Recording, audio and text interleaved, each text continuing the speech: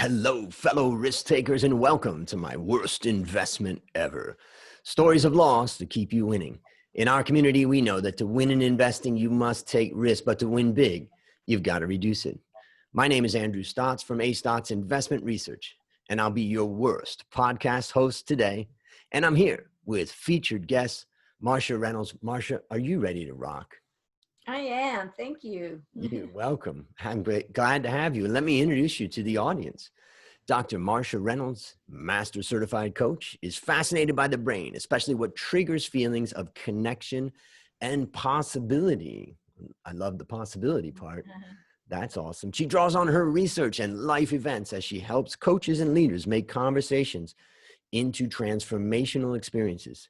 She has provided executive coaching training programs and keynote speaking in 41 countries.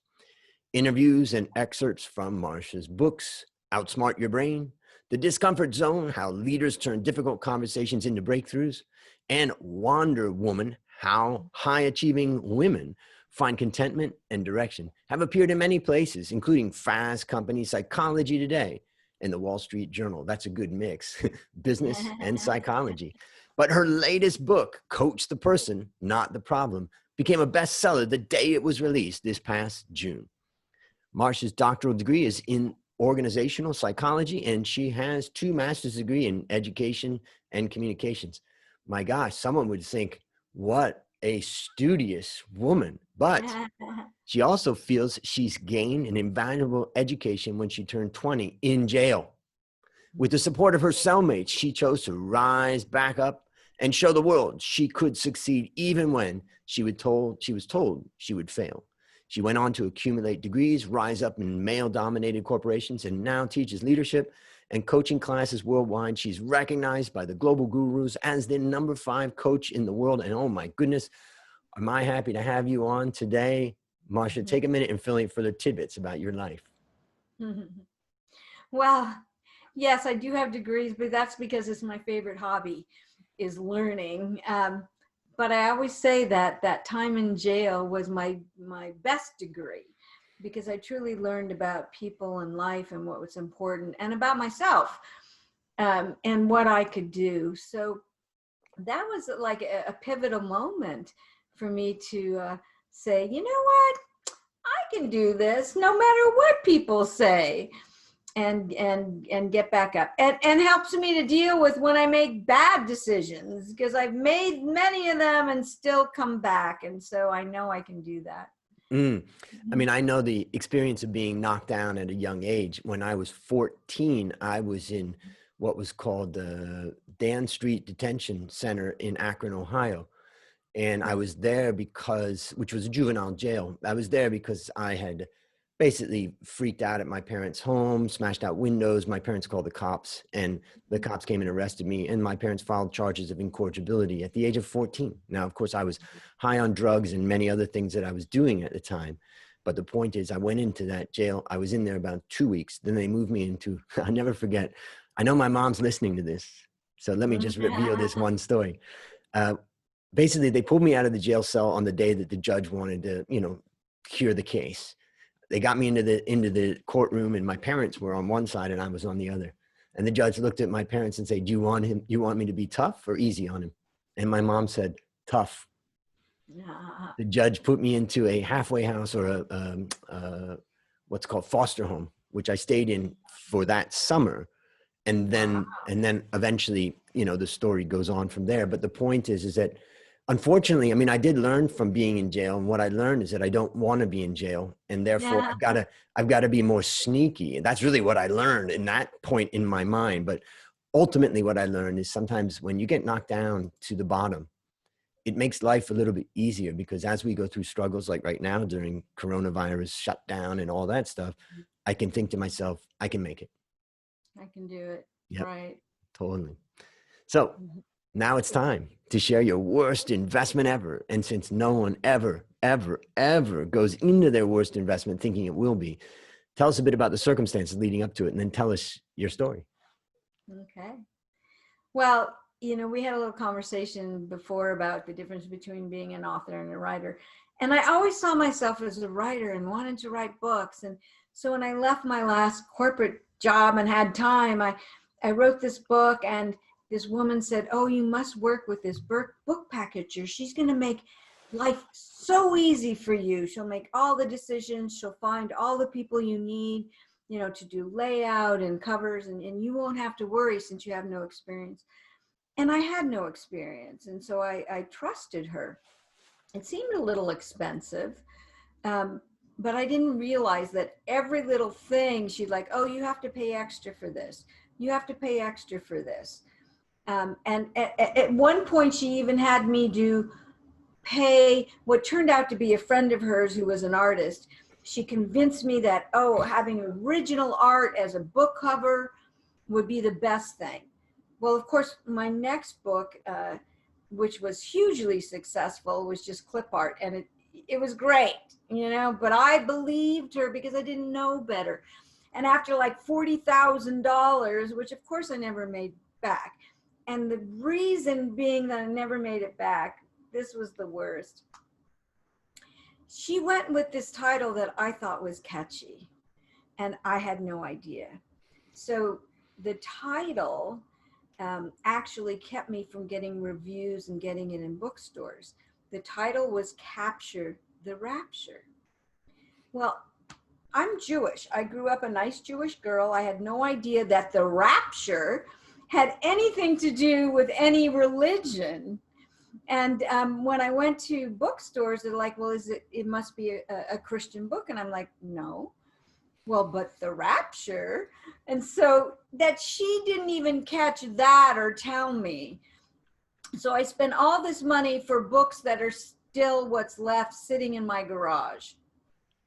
All right. But I learned everything you should never do when you self-publish a book. And so, like I said, the next one was hugely successful. And then I've published with a publisher. And now I have stories about working with publicists, good, bad, and good investments, bad investments. It's a tough business. It's a tough business. Very well. Before we get into the lessons that you learn, I just was going on to Wikipedia here, and it says the rapture is the transporting of believers to heaven at the second coming of Christ. Right. Exactly. Right. And I'm Jewish, so yeah, it doesn't kind of fit. Okay, so tell us, what lessons did you learn from this experience? And keep in mind that there's a lot of people listening right now that really want to do their first book, and they really need these lessons. Right. Well, I learned that you should always get references, lots of references. Don't just trust one person that says, oh, you should work with this person. It'll make your life easy. No, you've got to really look at past experiences and what other people have said, and talk to some of the people that they've worked with. And I've learned that if you got any of that, you should just piece it out, find what the expertise is of the person. So like I have a layout person, and that's it, you know, and then I'll do promotion with somebody else. I run titles by my target audience, you know, so it's like, so what do you think of this title? And, you know, like do a Survey Monkey and have them help me choose it, so I know who I'm talking to, so I don't do a title that is wrong. So there's a little bit more research you should put into this than thinking, oh, it's just going to make my life easy. And especially if you don't know what you're doing, be careful. Be careful. So let me ask you more on these lessons, because take your average person, yourself at the time, you don't really know, you want to rely on this person. Okay. You know, the references and stuff, you know, but how do you know whether you should go? I mean, it's the ideal solution of what you really need is all in one. Yeah, you know, and the point, yeah, exactly. And the point is, you know now to go and break it into some parts and stuff like that. But I'm just curious, at that time. You know what? There's been many times in my life where I know I made the decision because it seemed convenient and easy, and it was the wrong decision. Be careful of, wow, this makes it sound like it's going to be easy for me. Easy usually is bad investment. You know? That's good. So it's like, yeah, no, you have to like take your time. you're spending a lot of money. So really research it out. And again, talk to people that work with the person. And if they won't give you clients, then walk away. Walk away. Got it. Okay. I think great lessons, you know, the trust, get the references, and then focus on people's expertise and maybe employ people for their expertise only. And, you know, the other thing is the idea of convenient and easy. You know, the fact is that, you know, it's hard enough to write the damn book. I don't Mhm. need to, why, please, someone help me to do the right. Nope, sorry. Life's hard. You want a good Yeah, result? I mean, why is it most people don't have a good book that's highly rated, like your current book, for instance? It's very highly rated and it's just been out since June. You know, if you want good results, unfortunately, you got to work for it. And I think that's, if I summarize what I take away from your story, that's the first thing is that, you know, it is actually the hard work that is the hurdle that most people won't get over, that actually, once you get over that hurdle, makes you valuable and makes the book valuable. yeah. And you know, Andrew, it's not just like hard work. I don't know that it was really hard. It's just time consuming. And I think that's the thing, because it wouldn't be that hard to do it. But it's Mm, like, oh, I have so many things to do. I don't really want to do that. I'm going to trust this person. So again, be careful, you know, and really looking at it's a return on investment of spending the time mm, um, to get the right people. You know, it's always one of the coaching questions I ask is, okay, it's a year from now. What are you going to regret not doing? Um, and people often will see the things that they were avoiding they need to do. and Mhm. it's great that you mentioned that it's not that difficult. It's time, because sometimes when we get overwhelmed, it does seem difficult. But the truth is, it's not that difficult. It's just that you've got to put in the time. And then the second thing that I take away from this is that try to find people's strengths. You know, if Mhm. they've got a strength in choosing a title, if they got a strength in artwork, if they've got a strength Yeah. in, you know, editing, it's very rare that you can find all in one. And if you do, it's going to be, and it's good, it's going to be damn expensive. Yeah. Well, right, right. Yeah. Like some of the publicists I've worked with. But, Mm, you know, I think to oftentimes, like with writing, is, you know, you tend to be a creative, mm, which means you don't want to do all those other things, the business things and the details. So again, it's not that it's hard, you just don't want to do it. But as you said, that's a part of life. There's going to be things we don't want to do, but if you don't do it, you're going to be sorry, yep. Yep. you know, because you're going to spend money that's a waste and you'll be sad. Yeah. And you're behind on your, you know, your goal of communicating your message. So based on what you learned from this story and what you continue to learn, what one action would you recommend our listeners take to avoid suffering the same fate? Let's take a man or woman out there who is, you know, embarking on the journey of creating their first book. What one piece of advice would you give them? Honestly, it's not as expensive as you think. So when I first put out the money, I was told, well, and she told me it was going to be a bestseller and I was going to make a ton of money, which didn't happen. Um, so no, especially with books, books don't make you money. It's the business you leverage from the book that makes you money. So, you know, there's really good people out there for half the price than those expensive people. So don't let price fool you.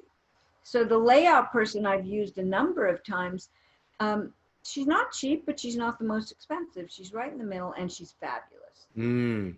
But I did meet a number of people that worked with her and said that you will love working with her. You know, she's quick and she has good results. So So one of the other interviews I did many years, a couple of years ago, was Viola Llewellyn, and she's an impressive woman who has a story about startup, and she talked about how she was raising capital. She found a company that was going to invest in her startup, and her startup was, you know, financing SMEs in Africa. Very interesting and, you know, fantastic woman. But what she said, the lesson that she learned, because the money ended up not coming, and she said, check the references that they don't give you. Nah, Dig fascinating. around to try to find, Yeah. somebody that was disappointed. Right. How did that go? Obviously everybody's going to give the references that they want. And that was her message, which I thought was interesting. But the main point is do the work Yeah. on the references. That's a critical thing. Right, right. When we look at like Amazon reviews, I always look at the 1 stars as well as the 5 stars because I want to know who were the disappointed people. Why were they disappointed? That's great advice. Yeah, Yeah. well, when I published my first book, How to Start Building Your Wealth Investing in the Stock Market, I identified 30 books that were potential competitors, that have already talked about this type of a subject. It's not like I was rocket science in what I did, but I went through all the negative comments on each book. And from that, I was able to identify kind of, maybe you could say I was playing defense at the time. And I was able to identify the things that turn people off on what were really pretty good books, such as the person's personality was just too strong, or he gave too much political views, or whatever it was. And I started to kind of come off with a list of the top 5 or 10 things. And from that research, I was able to kind of check those things off to say, keep it short, get to the point, don't bring in a lot of extra opinions That's from outside great. and stuff. Good And idea. that's one way of doing that research. So checking references and before we go on to the last question, I would love for you to tell us and tell the listeners about your latest book, Coach the Person, Not the Problem, which is available on Amazon on Kindle, audiobook, paperback, and I'll have it in the show notes. What's the key Right. takeaway? Generally, people are just stuck. They're smart, but they're stuck. So they don't need you to fix them. They don't need your great advice. They just need you to help them think in a broader way so they can see where they're stuck and they can see beyond.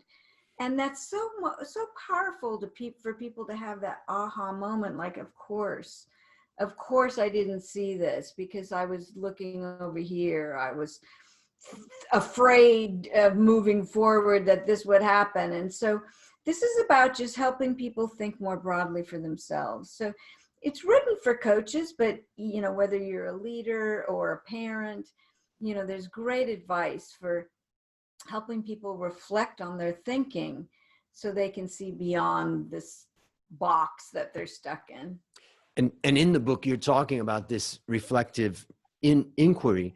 The question then is, how are most people doing it? And they're not helping people, or we're not communicating the way. What would you say is the way that most people are doing it, and what your book is adding to that, to say, here's how, we've heard a little bit about here's how you do it, but curious how other people are doing it and where that flaw lies. Yeah. Well, besides the fact that telling someone what to do doesn't work, a lot of people think coaching is just asking questions. But so you heard one of my degrees was education, and I believe coaching comes from education. A guy named John Dewey, who wrote a book in 1910 called How We Think, was an educational reformer. And he wanted teachers to get students to think more broadly for themselves. But he said, it's not just the questions, just say, so you're telling me this. So here's what I hear that you think about the situation. Or I notice this is the piece that makes you really angry. What that does is it takes the story out of your head and puts it out here where you can see it and you can actually objectively look at your story. And you can see the gaps in logic. You can see like the old beliefs, like that's crazy, I believe that. Or my fears about the future that are just made up. Because we don't know, especially right now, who knows what next year's going to look like. But you have to get it out of your head. And we don't do that well on our own. We just don't really self-reflect. So having someone outside of us just to reflect, help us, just by telling us what they hear, what they see, so we can hear and see ourselves. And then ask a question about that, like, how do you know that's true? is there any other way you can look at it? The question isn't what's profound, it's the reflection. And it's interesting because when I think about the word reflection, reflective, now I'm thinking mirror, right? When I stand in front of a mirror, I think I pretty clearly see my face. Mm-hmm. Why is it that we don't see our thoughts or our actions as clearly as we would see, our physical manifestation when we, are in a mirror? Well, I'm going to even contest that a little bit, that we don't even see ourselves fully in a mirror. So in the book, I even talk about my first master's was broadcasting. And my first job was in a mental hospital. And I was studying how to use video as a mechanism, feedback mechanism, to help us improve our communication, self-esteem. And so I did some work with the anorexic patients, these women that looked in the mirror and saw themselves as fat, even though they were dying. But when I videotaped them and showed them the video, the active replay, it's like they saw the truth. They saw how emaciated they were. So I call this active replay. So when I share with you what I hear, what I notice, and the shifts in your emotions, you don't see that. And you don't hear the nuance in your words. So it's not like you can mirror this yourself. And like there's a book, Thinking Fast and Slow by Daniel Kahneman. Yes. And right. And he says, we don't self-reflect. We don't stop and do that. We need what's called an external disruptor, which is what coaching is that I'm going to disrupt your pattern by just saying, wow, that's a really interesting thing you just said. Can I share what I heard you say? And then all of a sudden it's like, I said that? I think that? Well, no, I think something else. Really, I don't know why I keep saying that. So it takes it out of our head. And it's an active replay, not just a static representation. And so when someone's coming to you for coaching, it means that they, in theory, they're open to listening and hearing, and they want to make that breakthrough, but they aren't able to see it. And when you present it to them, here's some things I'm hearing that you're saying, and then a light bulb goes on that, hey, wait a minute, that's not who I want to be. That's not who it reminds me of. Or that's crazy, I think that. Yeah. Exactly. People have always seen me as a positive person. My mom has always been, my family's always been positive, and I think about that. And I remember when I was under a lot of pressure at a particular job, and people would say, how are you doing? And I'd say, it's so tough. It's tough right now. It's a lot of stress. It's so hard. And do you have time to talk? No, I don't have time right now. And everything out of my mouth was negative. And I don't recall the event that sparked it, but there was just a day when I just realized, what am I continually saying to people? And at that point, I started to create a mantra, and that mantra I've used for years. And that is, I say, all my words are positive.